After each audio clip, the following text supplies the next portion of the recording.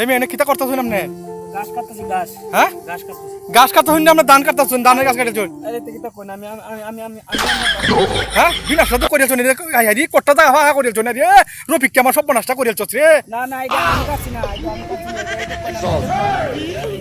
এটা উন্দুরে কাটছে। High high high high high high রে সব নষ্ট আমার করিয়াছে, সব নষ্ট আমার করিয়াছে। আমি শেষ, না, আমি আমি শেষ। কাটছি না। অত অত কষ্ট করে গৃষ্টি করি অত অত দিহা। আমি কাটছি না ভাই হ্যাঁ? শেষ করব।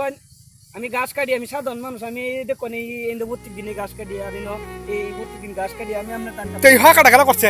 এটা আমি কই তার না এটা উন্দুরে করছে উন্দুরে উন্দুরে উন্দুরে। হাই মারলে ইঁদুরে আমরা তো বিনাশ করে চুস্তি কাটিয়া high high high high high high কি সব নষ্ট করছে রে।